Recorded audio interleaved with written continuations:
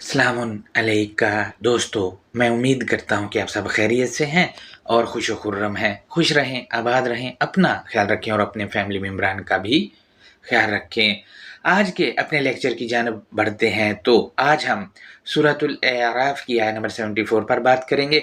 इस आयत में अल अर्दी, अल जिबाला और बयूचन आया है। वैसे भी आप दोस्तों को पता ही है कि बयूच और अल बैच पर हमारे लेक्चर चल रहे हैं। उसी सिलसिले की एक कड़ी में आज का लेक्चर है जो मैं आपसे शेयर कर रहा हूँ।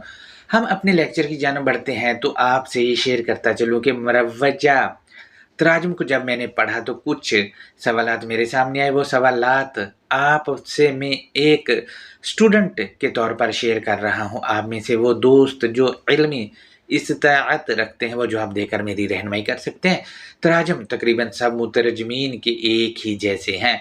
मैं उनमें से एक मशहूर हस्ती का तर्जुमा लगा रहा हूँ। यूँ समझिए कि इस तर्जुमे पर जो सवालात मैं कर रहा हूँ वो दुनिया के उन तमाम तराजुम पर हैं जो इससे मिलते जुलते हैं। तर्जुमा मैंने स्क्रीन पर शेयर कर दिया है। सवाल नंबर 1 है, मुतरजमीन लिखते हैं और याद करो जब इसने तुम्हें कौमे आद के बाद जानशीन बनाया था। इस पर सवाल ये है कि आयत में मौजूद लफ्ज़ आदिन जो कि हालित जर में बतौर सिफ्त है, इसका तर्जुमा क्यों ना किया गया। नंबर 2 देखते हैं सवाल नंबर 1 का। तो मुतरजमीन लिखते हैं कि तुम्हें कौमे आद के बाद जानशीन किया। इस पर सवाल ये है कि अगर तो कौमे आद सदियों पहले गुजर चुकी है तो हम या आप उसमें जानशीन कहाँ थे। ये सवाल मैं इस वजह से कर रहा हूँ क्योंकि आयत में मौजूद लफ्ज़ इज़ हंगामी हालत का करीना है और इसम ज़र्फ़ ज़मान है। किसी भी वक्त बिशमूल आज के इसी घंटे भी और इसी मिनट भी जब हम बैठे हैं तो अप्लाई हो सकता है। आज के दौर में जअलकुम में कुम की ज़मीर हमारे लिए है और हमारे इस घंटे, मिनट या टाइम पीरियड के लिए है जो हम गुज़ार रहे हैं या गुज़ार चुके हैं। लिहाजा रहनुमाई करें हमें कहाँ आद के बाद जानशीन बनाया गया था। ये भी बताता चलूँ कि सालिहन जो कि एक सिफ़्त है और हालित नसब में है और सालिहम मुरसिलुम मिन रब्बी यानी इस्लाह दिया हुआ रब की तरफ से भेजा हुआ है और वो अल किताब है जो रब की तरफ से भेजी गई है। इसके साथ जुड़े हुए अफराद इसकी कम्युनिटी हैं और इसके जानशीन आप जैसे दोस्त हैं जो मुत्तकीन में से हैं। मज़ीद हम आगे बढ़ते हैं तो मुतरजमीन लिखते हैं कि सवाल नंबर 2 है और इसने तुम्हें ज़मीन में ठिकाना दिया। इस पर सवाल ये है कि ठिकाना तो हर एक फ़र्द को दिया हुआ है ज़मीन पर। क्या हर फ़र्द ही सालिहन में आएगा? और आयत के मतन में अल अरदी है। अल किताब के मुताबिक अल अरदी क्या है? क्या मिट्टी वाली ज़मीन है? और आयत में अल अरदी अल के साथ आया है। ये अल बता रहा है कि ये ख़ास अर्दी की बात हो रही है। क्या अर्दी भी ख़ास आम होती है? और इसमें लिखा है ज़मीन में तुम्हें रहने की जगह दी। इस पर सवाल ये है कि अल अरदी अल के साथ मारफा है जो कि मखसूस है। अगर ये मिट्टी वाली ज़मीन है तो फिर क्या ये समझा जाए कि ज़मीन के अलावा कोई और चीज़ थी जहाँ हम जानशीन थे। और आम कहा जाता है कि गालिब की शायरी की ज़मीन बहुत आला है, या यूँ भी कहा जाता है कि मैंने ज़मीन बना दी है, अब आप लोगों को लेकर चलें उस पर, वो तुम्हारा काम है। या यूँ भी कह दिया जाता है कि फ़लाँ आदमी ने अपने बेटों को फ़लाँ फ़ील्ड में बेहतरीन ज़मीन बनाकर दे दी है और वो दिन दुगनी रात चुगनी तरक्की कर रहे हैं। लिहाजा अल अर्द क्या है अल किताब के मुताबिक वो भी हम आपसे शेयर करेंगे आगे चल के। मज़ीद हम देखते हैं तो खुलफ़ा के मानी क्यों ना किए गए। मज़ीद आगे बढ़ते हैं तो मुतरजमीन लिखते हैं सवाल नंबर 3 है, तुम इसकी नर्म ज़मीन ब्रैकेट में इन्होंने लिखा मैदानी इलाकों में मोहल्लात बनाते हो। ब्रैकेट में जो मैदानी इलाका लिखा है ये आयत के किन अल्फाज का तर्जुमा किया गया है। नंबर 2 है सवाल नंबर 3 का, क्या नर्म ज़मीन पर घर बन सकता है? क्योंकि नर्म ज़मीन में तो वैसे ही बिल्डिंग नीचे धुंस जाएगी और अगर आपने घर बनाया था तो क्या नर्म ज़मीन पर बनाया था या इस ज़मीन पर बनाया था जो इमारत का वज़न सह सके, या आपने पहले जाल बिछाया था सरिये का फिर सीमेंट वगैरह डाल के उसको इस काबिल बनाया? तो क्योंकि नर्म ज़मीन पर घर बन नहीं सकता है। लिखा है तुम घर बनाते हो जबकि गरीब आदमी के पास इतने पैसे नहीं होते कि ज़मीन खरीद कर घर बना सके। क्या ये आयत امیروں کے لیے ہے۔ مزید ہم آگے بڑھتے ہیں تو مترجمین لکھتے ہیں کہ اور تم پہاڑوں کو بریکٹ میں انہوں نے لکھا ہے کی صورت میں تراشتے ہو۔ اس پر سوال یہ ہے کہ بریکٹ میں لکھا ہے کی صورت، یہ آیت کے کن الفاظ کا ترجمہ کیا گیا ہے، اور کیا آپ نے کبھی پہاڑوں میں گھر تراشا ہے؟ کیونکہ اصلاح کرنے والے کی قوم آپ بھی ہو، کیا آپ نے پہاڑوں میں کبھی گھر تراشا ہے؟ اگر تراشا ہے تو کتنے پہاڑوں میں گھر تراشا ہے؟ رہنمائی کریں۔ مزید ہم آگے بڑھتے ہیں۔ مزید یہ کہ الجبالہ کیا ہے، اس کے ساتھ ال کیوں لگا ہوا ہے، اور الکتاب کے مطابق الجبالہ کیا ہے، اس پر ہماری رہنمائی کریں۔ یقیناً یہ کوئی پہاڑ جو ہمارے ہاں لیا جاتا ہے وہ تو نہیں ہو سکتا ہے، کیونکہ یہ بتا رہا ہے کہ پہاڑ اور بھی ہیں مگر یہ وہ نہیں ہی ہیں۔ مزید ہم آگے بڑھتے ہیں تو مترجمین لکھتے ہیں پس تم اللہ کی نعمتوں کو یاد کرو اور زمین میں فساد پھیلانے والے بن کر مت پھرو۔ اس پر سوال یہ ہے کہ پہاڑوں میں گھر بنانے کے بعد اللہ کی نعمتوں کو یاد کرو، کیسے یاد کریں بھائی، کہاں سے یاد کریں؟ اللہ کی نعمتوں کو یاد کریں۔ الکتاب کے مطابق اللہ کی نعمتیں کیا ہے جن کو یاد کرنا ہے، اور فساد کیا ہے، رہنمائی کریں۔ کیونکہ اللہ کی نعمتوں کا ہمیں تو پتہ ہے کہ کیا ہے۔ یہ سوالات ان دوستوں سے ہے جو علمی استطاعت رکھتے ہیں، یہ جن کو نہیں پتہ ہے، تاکہ وہ ریسرچ کریں۔ یہ کچھ سوالات تھے جو میں نے آپ سے شیئر کیے ہیں۔ اب ہم آیت کے مشہور الفاظ کے معنی آپ سے شیئر کر لیتے ہیں۔ تو نمبر 1 پر ہے عادن، یہ عین دال و روٹ سے بطور اسم صفت موجود ہیں۔ یہ رسول نہیں بلکہ عوام میں سے وہ افراد جو سرکشوں کی پیروی کر کے مقررہ حدود کو توڑتے ہیں، ان کو عاد کہا جاتا ہے۔ عاد نہ نبی ہے نہ رسول ہے۔ نمبر 2 پر ہے وَبَوَّأَكُمْ، یہ باوا روٹ سے اس کے معنی ہے اللہ نے متعین کیا تھا، اللہ نے تمہاری تقرری کی تھی۔ نمبر 3 پر ہے الردی، یہ ال تخصیص کے ساتھ ہے۔ یہ ال ہمیں بتا رہا ہے کہ اردی اور بھی ہے مگر یہ وہ والی نہیں۔ الردی یہاں مٹی والی زمین نہیں ہو سکتی، بلکہ اس کے معنی گراؤنڈ، ریئلٹی، بنیاد یا بیسک کے ہیں۔ بیسک کو انگلش میں بنیادی کہا جاتا ہے۔ لہٰذا یہ سما کی ضد ہے، سما بلندی کو کہتے ہیں، اور الردی کے معنی خود ہی طے ہو جاتے ہیں۔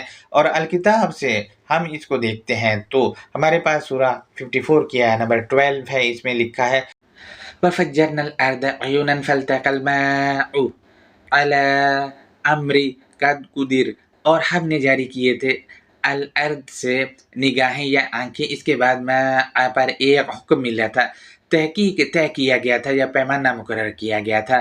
اس آیت کے مطابق آیت کی انڈرسٹینڈنگ ہے، اور الارض آیتوں کی گہرائی یا آیتوں کی ریئلٹی یا آیتوں کی بیسک یا آیتوں کی فاؤنڈیشن اس کو کہا جائے گا۔ اس سے آنکھیں جاری یا نگاہیں یا عینک جاری و ساری ہے، کیونکہ الکتاب بصائر ہے۔ تو تب جا کر جب آپ الکتاب کو بصائر کریں گے تب جا کر طہور پر حکم ملتا ہے۔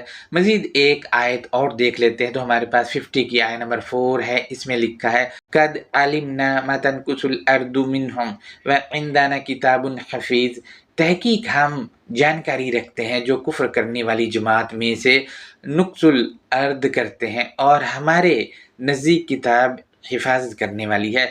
آیت سے بالکل واضح ہے کہ کفر کرنے والے جو ہے وہ نقص الارض کرتے ہیں، یعنی الارض آیتوں کی جو ریئلٹی ہے، آیتوں کی جو بیسک ہے، آیتوں کی جو فاؤنڈیشن ہے، اس میں بگاڑ پیدا کرنے کی کوشش کرتے ہیں اپنے عقائد کو لے کر یا اپنی تاریخ کو لے کر۔ اور ہمارے نزدیک کہا جا رہا ہے کتاب حفاظت کرنے والی، کتاب اپنی بیسکس کی خود ہی حفاظت کر لیتی۔ مثلا کوئی غلط ترجمہ کرتا ہے تو اس کی جو بیسک ہے آیت کی وہ بتا دیتی کہ یہ چیز جو ہے غلط ہے۔ لہٰذا آیت بالکل واضح ہے، یعنی الکتاب اس چیز کی حفاظت کرتی ہے جس میں کافر نقص کرتے ہیں اور کفر کرنے والے اپنے عقائد کو لے کر آیت کی جو ریئلٹی یا بنیاد ہے وہ بگاڑتے ہیں۔ ایسی آیات کا میں انبار لگا سکتا ہوں الکتاب سے جن میں الردی مٹی والی نہیں ہے، بلکہ اس کے معنی بیس یا فاؤنڈیشن یا گہرائی، گراؤنڈ ریئلٹی کے ہے۔ مٹی والی الارض نہیں، بلکہ جہاں مٹی والی ہوگی وہاں الکتاب خود بتا دے گی، مگر بہت باریک بینی سے دیکھنا پڑے گا۔ नंबर 4 पर है तत्ताखिज़ूना, ये एताखाज़ून मस्दर से मानी है लेना पकड़ना। ये हादर का सीगा है, हमें कहा जा रहा है कि तुम लेते हो, तुम पकड़ते हो। ये बात याद रखें, इसके मानी बनाना हरगिज़ भी नहीं, क्योंकि बनाना आला के मानी है। नंबर 5 पर है सुहूलिहा, ये मदाफ़ और मदाफ़ अलैहि है। आपको बताता चलूँ कि इसको मदाफ़ व मदाफ़ अलैहि लेकर हमारे किसी मुतरजम ने तर्जुमा ही नहीं किया है। सुहूली का रूट सहाला है और ये मदाफ़ है। इसका मदाफ़ अलैहि हा की ज़मीर है जो अल अर्दी की तरफ लौट रही है। इसके मानी है अल अर्द की आसानी। मज़ीद हम आगे बढ़ते हैं तो कुसूरन, ये कासारा रूट से है, हालित नसब में बतौर सिफ्त है। इसके मानी साफ किया हुआ, शफाफ किया हुआ, ये इससे रिलेटेड इसके मानी है। मज़ीद हम आगे बढ़ते हैं तो वतन हितूना, ये मदारे का सीगा है। नाहता रूट से है, इसके मानी है इंस्क्राइब करते हुए, उर्दू में नक्श निगारी करना, नक्शा बनाना या मॉडल बनाना, उससे रिलेटेड इसके मानी है।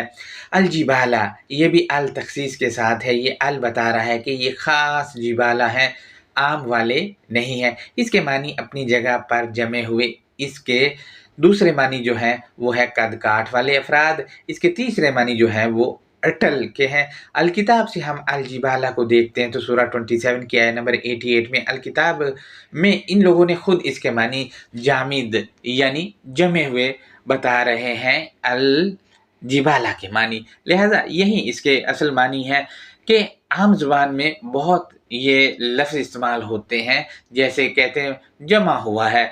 मसलन कुछ कहते हैं मैं चट्टान हूँ, यानी मैं बहुत सख्त हूँ इस मामले में। कुछ कहते हैं अपनी जगह जमा हुआ, कुछ कहते हैं मैं अपनी जगह जमा हुआ या डटा हुआ हूँ, मैं अपनी जगह जम कर खड़ा हूँ, वगैरह वगैरह। ये लोग हमारी रोज़मर्रा लाइफ में ये जुमले कहते हैं। लिहाजा अलजिबाला के मानी जो है अटल या एक जगह जम कर खड़ा हुआ। वो जगह कौन सी हो जहाँ जम कर खड़ा है, वो आयतों का सियाक़ उस बात हमें बता देगा। बयूचन, इसके मुतालिक हमारे पहले बहुत से लेक्चर हैं, उनके लिंक्स में यहाँ आज वाले लेक्चर के कमेंट बॉक्स में लगा रहा हूँ, वहाँ जाके आप जायज़ा ले सकते हैं, वो दोस्त जिन्होंने उनका जायज़ा नहीं लिया है। अब हम आयत के रचने की जानब बढ़ते हैं तो बिस्मिल्लाहिर्रहमानिर्रहीम, अल्लाह नरमी करने वाले मेहरबानी करने वाले की शनाख्त या पहचान के साथ। सूरा 7 की आयत नंबर 74 है। इसमें है वज़कुरू इज़ जअलकुम खुलफ़ाअ मिन बादि आदिम व, और तुम याद दहानी करो जिस लम्हे अल्लाह ने सरकशों की पैरवी करके मुकर्रर हदूद को तोड़ने वाले अफराद के बाद से तुमको जानशीन या कंट्रोलर बनाया था। अब देखें, यहाँ से ये पता चला कि आप भी जानशीन हैं, लेकिन हदूद को तोड़ने वालों के बाद से आप जानशीन हैं यानी कंट्रोलर हैं। आप के जानशीन बनने से पहले वो हदूद को तोड़ रहे थे। अब आपने क्या करना है? क्या अगर आप भी हदूद को तोड़ेंगे तो आप जानशीन नहीं रहेंगे, क्योंकि वो लोग जो हैं वो हदूद को तोड़ रहे थे, इसी वजह से वो जानशीन नहीं है। अगर आप जानशीन हैं तो इसके मुतालिक आपसे क्या कहा गया है वो आयत के अगले हिस्से में बताया गया, ये कह करके वबव्वअकुम फिल अर्दी, और इसने तुम्हारी तकर्री की आयतों की फाउंडेशन में। अब देखिए वो वाली दो जो आयतें हमने पढ़ी थी उसमें उसको मद्देनज़र रख के यहाँ पर अल अर्दी का तर्जुमा किया गया है। हम यहाँ अगर आयतों का लफ्ज़ हटा भी देते हैं तो तर्जुमा कुछ यूँ होगा वबव्वअकुम फिल अर्दी, और इसने तुम्हारी तकर्री की फाउंडेशन में या बेसिक्स में। अब फाउंडेशन जहाँ तकर्री हो रही है वो आपको पता है कि आयतों की जो ग्राउंड रियलिटी है, आयतों की जो रियलिटी है जो उसमें रख दिया गया है, वो जब हम पाना शुरू कर देंगे तो यही हमारी तकर्री होगी। अल्लाह ने हमारी तकर्री की तो हमने क्या करना है वो बताया गया आयत के अगले हिस्से में, ये कह कर के तत्ताखिज़ूना मिन सुहूलिहा कुसूरुन व, और आयतों की बेसिक या फाउंडेशन से सहूलत लेते हो, साफ़ सुथरी या शफाफियत से भरपूर। अब आप देखें कि हा की ज़मीर पीछे अल अर्द की तरफ लौट रही है। अगर हम आयतें लफ्ज़ यहाँ से निकाल दें तो तर्जुमा कुछ यूँ होगा, और बेसिक्स या फाउंडेशन से सहूलत लेते हो, साफ़ सुथरी शफाफियत से भरपूर।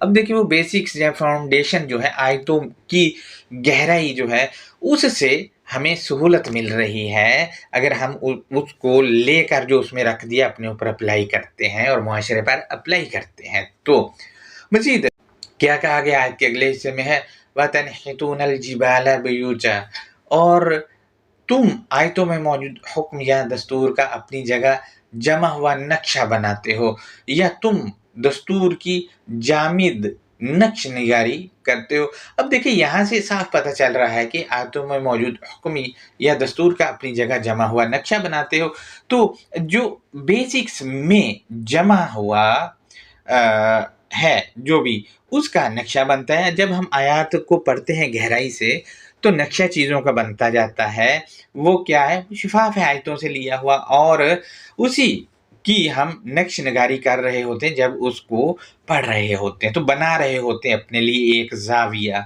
اب دیکھیں جب آپ نقشہ نگار یا کاٹ چھانٹ کر لیتے ہو تو اس کا کیا کرنا ہے وہ بتایا گیا ہے فَاذْكُرُوا عَلَىٰ اللَّهِ، اس کے بعد تم اللہ کی طرفداری یا حمایت کی یادداشت لو۔ اب دیکھیں اللہ کی طرفداری کے لیے یادداشت کہاں ہے، وہاں جا کر لے لینی ہے، وہ تو الکتاب میں ہے۔ آیت کے آخری حصے میں ہے وَلَا تَعْثُوا فِي الْأَرْضِ مُفْسِدِينَ، اور تم آیتوں کی فاؤنڈیشن میں بگاڑ کرنے والے شرارتی عمل نہیں کرتے ہو، یعنی جو بگاڑ کرنا ہے وہ شرارت بھرا عمل ہے وہ نہیں کرتے ہو، تم مومنین سے یہ کہا جا رہا ہے۔ یہ آیت کی کچھ انڈرسٹینڈنگ تھی جو میں نے آپ سے شیئر کیا، آیت کا ترجمہ بھی میں آپ سے شیئر کر دیتا ہوں۔ ترجمہ کچھ یوں ہے وَاذْكُرُوا إِذْ جَعَلَكُمْ خُلَفَاءَ مِن بَعْدِ عَادٍ، اور تم یاد دہانی کرو جس لمحے اللہ نے سرکشوں کی پیروی کر کے مقررہ حدود کو توڑنے والے افراد کے بعد سے تم کو جانشین یا کنٹرولر بنایا تھا۔ آیت کے اگلے حصے میں ہے وَبَوَّأَكُمْ فِي الْأَرْضِ، اور اس نے تمہاری تقرری کی فاؤنڈیشن میں، یعنی جو فاؤنڈیشن ہے جو بنیاد ہے اس میں تقرری کر دی، اور آیتوں کی بنیاد جو ہے وہ آپ کو پتہ ہی ہے کہ کیا ہے۔ مزید ہم دیکھتے ہیں آیت کے اگلے حصے میں، تو اس میں ہے تَتَّخِذُونَ مِن سُهُولِهَا قُصُورًا، اور آیتوں کی بیسک یا فاؤنڈیشن سے سہولت لیتے ہو صاف ستھری شفافیت سے بھرپور۔ مزید ہم آیت کے اگلے حصے کو دیکھتے ہیں، تو جب یہ مل جائے گی تو پھر کیا کرنا ہے وہ بتایا گیا ہے وَتَنْحِتُونَ الْجِبَالَ بُيُوتًا، اور تم آیتوں میں موجود حکم یا دستور کا اپنی جگہ جمع ہوا نقشہ بناتے ہو۔ آیت کے اگلے حصے میں ہے فَاذْكُرُوا عَلَىٰ اللَّهِ، اس کے بعد تم اللہ کی طرفداری یا حمایت کی یادداشت لو۔ جب یادداشت لے لیں گے تو پھر کیا کرنا بتایا گیا ہے وَلَا تَعْثُوا فِي الْأَرْضِ مُفْسِدِينَ، اور تم فاؤنڈیشنز یا بیسکس میں بگاڑ کرنے والی شرارتی عمل نہیں کرتے۔ اب دیکھیں فاؤنڈیشن آیتوں میں ہے، یہ لوگ کیا کرتے ہیں غلط ترجمے کر دیتے ہیں اور منسوخ کر دیتے ہیں، یہی ٹھیک ہے، تو اس چیز سے منع کیا گیا کہ یہ نہیں کرنی، ورنہ تم لوگ بھی جو ہے وہ فساد کی کیٹیگری میں آؤ گے جو بھی کرے گا اس کو۔ لہذا یہ ہمارا آج کا ایک لیکچر تھا جو میں نے آپ سے شیئر کیا ہے۔ اس پر کوئی سوالات ہیں تو کومنٹ باکس میں آپ کر سکتے ہیں۔ اللہ حافظ، اپنا بہت زیادہ خیال رکھیے گا۔